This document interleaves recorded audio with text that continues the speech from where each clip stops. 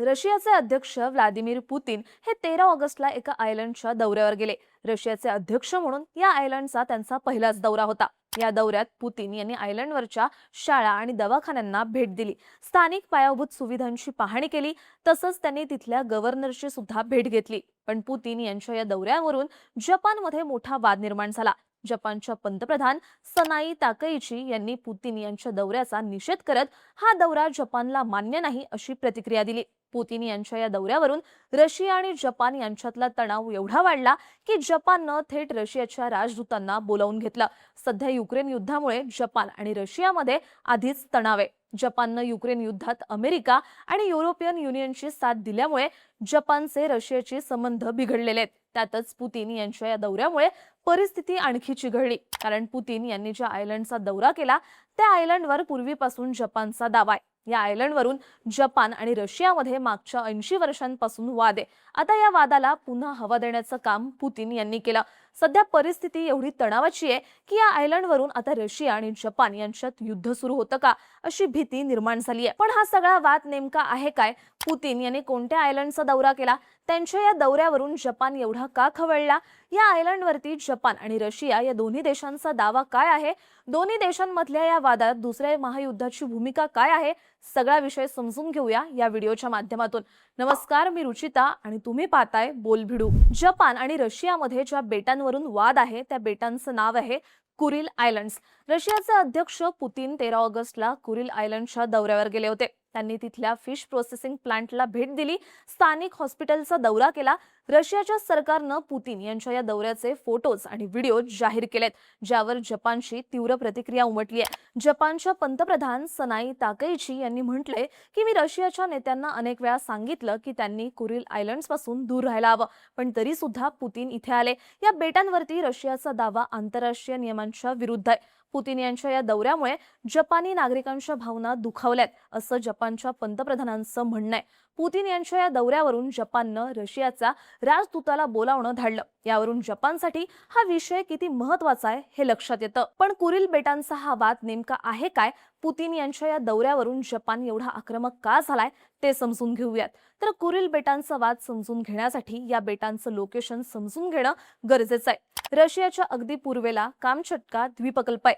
त्या द्वीपकल्पापासून उत्तर जपानच्या होकाइडो बेटापर्यंत अत्यंत लहान लहान बेटांची रांग आहे। या रांगेंची लांबी जवळपास 1300 किलोमीटर पर्यंत आहे। तिथे एकूण 56 बेट आहेत। त्या सर्व बेटांना एकत्रितपणे कुरिल आयलंड्स असं म्हणतात। तसं पाहिलं तर या सर्व बेटांवरती रशियाचा ताबा आहे, मात्र जपान आणि रशिया यांच्यात यावरून वाद आहे। दोन देशांमधला हा वाद सर्व 56 बेटांवरून नाही, तर अगदी दक्षिणेला असलेल्या 4 बेटांवरून आहे। कुनाशिर, इतुरुप, शिकोतान आणि हाबोमाई अशी या 4 बेटांची नावं। रशियाचं म्हणणं आहे की ही 4 बेटं दक्षिण कुरिलचाच भाग आहेत, त्यामुळे ते रशियाचे आहेत। पण जपान मात्र या बेटांना आपल्या उत्तरेकडच्या होकाइडो प्रांताचा भाग मानतो। यामुळे या 4 बेटांवरती आपला हक्क असल्याचं जपानचं म्हणणं आहे। दोन देशांमधला वाद आहे तो हाच। आज या 4 बेटांवर जवळपास 20,000 रशियन नागरिक राहतात, मात्र 1945च्या आधी याच बेटांवर 17,000 जपानी नागरिक राहत होते। आता हे 17,000 जपानी नागरिक गेले कुठे? तर त्यांना या बेटांवरून हकलून देण्यात आलं। यामागचं कारण काय? तर यासाठी आपल्याला 1855 सालापर्यंत मागे जावं लागेल। 1855 साली जपान आणि झारची सत्ता असलेल्या रशियामध्ये एक करार झाला होता। या करारानुसार दोन देशांमध्ये पहिल्यांदाच बॉर्डर आखण्यात आली होती। ही बॉर्डर इतुरुप आणि उरुप या 2 बेटांच्या मधून आखली गेली होती। करारानुसार ठरलं की या रेषेच्या दक्षिणेकडची सगळी बेटं जपानचा भाग असतील आणि उत्तरेकडची बेटं रशियाचा भाग असतील।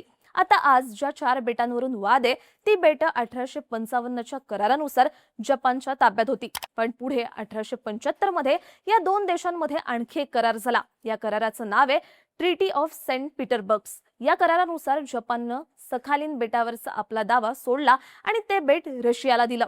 या बदल्यात रशियानं संपूर्ण कुरिल बेटांवरचा आपला दावा सोडून दिला। अशा प्रकारे ती सगळी 56 बेटं जपानच्या ताब्यात गेली। पुढे 1875 ते 1945 पर्यंत संपूर्ण कुरिल आयलंड्सवरती जपानचा ताबा होता। पण 1945 मध्ये परिस्थिती बदलली। झालं असं की 1939 मध्ये दुसऱ्या महायुद्धाला सुरुवात झाली। या महायुद्धात जपान हा हिटलरच्या जर्मनीकडून होता, तर 1941 मध्ये जर्मनीनं अचानक केलेल्या हल्ल्यामुळे सोव्हिएत युनियन मित्रराष्ट्रांच्या बाजूने झाला होता। मित्रराष्ट्र म्हणजे ब्रिटन, अमेरिका आणि फ्रान्स. थोडक्यात काय तर दुसऱ्या महायुद्धात सोव्हिएत युनियन आणि जपान हे एकमेकांच्या विरुद्ध लढत होते. या युद्धादरम्यान फेब्रुवारी 1945 मध्ये अमेरिका, ब्रिटन आणि सोव्हिएत युनियन यांच्या प्रमुखांमध्ये एक बैठक झाली होती. या बैठकीत ठरलं की जर्मनीचा पराभव झाल्यानंतर सोव्हिएत युनियन जपानवरती हल्ला करेल. या बदल्यात जपानच्या ताब्यातले कुरिल आयलँड्स सोव्हिएत युनियनला दिले जातील. घडलंही तसंच. मित्र राष्ट्रांनी युद्धात जर्मनीचा पराभव केला. मे 1945 मध्ये नाझी जर्मनीनं मित्र राष्ट्रांसमोर बिनशर्त शरणागती पत्करली आणि युरोपमधलं दुसरं महायुद्ध संपलं. पण इकडे जपान युद्ध लढतच होता. जपाननं अजून हार मानली नव्हती. त्यावेळी अमेरिकेनं ऑगस्ट 1945 मध्ये जपानच्या हिरोशिमा आणि नागासाकी या 2 शहरांवरती अणुबॉम्ब टाकून जपानला गुडघ्यावरती आणलं. अशा प्रकारे युद्धात जर्मनी आणि जपानचा पराभव झाला. ज्यानंतर सोव्हिएत युनियननं कुरिल आयलँड्सवरती हल्ला चढवला. 18 ऑगस्ट 1945 ला सोव्हिएत युनियनच्या फौजा उत्तर कुरिल आयलँड्सवरती उतरल्या, जिथे जपानी फौजा उपस्थित होत्या. त्यांनी सोव्हिएत सैन्याचा विरोध केला. 2 देशांमधली लढाई 23 ऑगस्ट पर्यंत चालली. या लढाईला दुसऱ्या महायुद्धाचं शेवटचं युद्ध असंही म्हटलं जातं. या युद्धात सोव्हिएत युनियननं जपानचा पराभव केला आणि कुरिल आयलँड्सवरती आपला ताबा मिळवला. शेवटी 2 सप्टेंबर 1945 ला जपाननं औपचारिकपणे आपला पराभव मान्य केला आणि शरणागती पत्करली. यानंतर रशियानं या बेटांवरती राहणाऱ्या 17,000 जपानी लोकांना तिथून हाकलून दिलं. पण पुढे 1951 साली एक वेगळीच घटना घडली. झालं असं की जपाननं अमेरिकेच्या सॅन फ्रान्सिस्को इथे मित्र राष्ट्रांसोबत एक शांतता करार केला. या करारानुसार जपाननं कुरिल बेटांवरचा आपला दावा सोडून दिला. पण वाद तिथेच संपला नाही. विषय असा झाला की या करारात असं कुठेच लिहिलं नव्हतं की नेमक्या कोणत्या बेटांना कुरिल बेटांचा भाग मानलं जावं. जपानचा दावा होता की कुनाशिर, इतुरू, शिकोतान आणि हवोमाई हे 4 बेटं कधीच कुरिल आयलँडचा भागच नव्हते. जपानचं म्हणणं होतं की ही 4 बेटं त्यांच्या होकायडो प्रांताचाच भाग आहेत. मात्र सोव्हिएत युनियनचं म्हणणं होतं की त्यांना कधी जपानच्या या करारावर स्वाक्षरीच केली नाही. त्यामुळे ही बेटं सोव्हिएत युनियनचाच भाग आहेत. पुढे 1956 साली 2 देशांमधला संघर्ष थांबवण्याची घोषणा झाली. पण संघर्ष थांबल्यानंतरही आजपर्यंत एक गोष्ट झालेली नाही, ती म्हणजे शांतता करार. थोडक्यात जपान आणि सोव्हिएत युनियनमध्ये युद्ध थांबलं, पण 2 देशांमध्ये बॉर्डर काही ठरली नाही. सोव्हिएत युनियननं शांतता करारात 4 पैकी 2 बेटं जपानला परत द्यायची तयारी दाखवली होती. पण जपान यासाठी तयार झाला नाही. जपानचा सर्व 4 बेटांवरती दावा होता. याच दरम्यान सोव्हिएत युनियन आणि अमेरिका यांच्यात शीतयुद्धाला सुरुवात झाली. त्यानंतर जपानची अमेरिकेशी जवळीक वाढत गेली, ज्यामुळे कुरिल आयलँड्सच्या मुद्द्यावरती कधी तोडगाच निघाला नाही. पुढे 1991 मध्ये सोव्हिएत युनियनचं विघटन झालं, पण त्यानंतर रशियाचा कुरिल आयलँड्सवरचा ताबा कायम राहिला.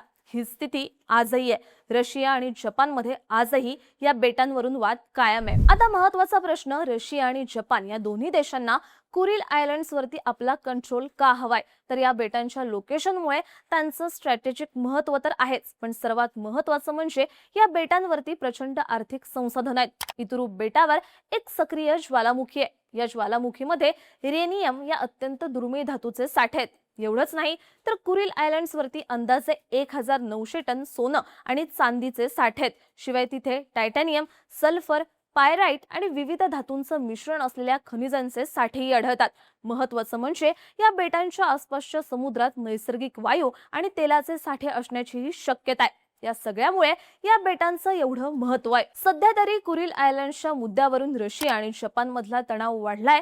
युक्रेन युद्धात जपाननं युक्रेनची बाजू घेतल्यामुळे 2 देशांमध्ये आधीच तणाव होता. त्यात पुतीन यांनी कुरिल बेटांचा दौरा केल्यामुळे परिस्थिती चिघळली आहे. आता हा संघर्ष पुढे काय वळण घेतो, जपान रशियाला नेमकं कशा प्रकारे उत्तर देतो, हे पाहणं महत्त्वाचं ठरणार आहे. तुम्हाला या सगळ्याबद्दल काय वाटतं?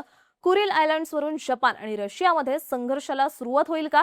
तुमची मतं आणि प्रतिक्रिया आम्हाला कमेंट करून नक्की सांगा. आणि माहितीपूर्ण व्हिडिओज पाहण्यासाठी बोल व्हिडिओच्या YouTube चॅनलला सबस्क्राईब करायला विसरू नका.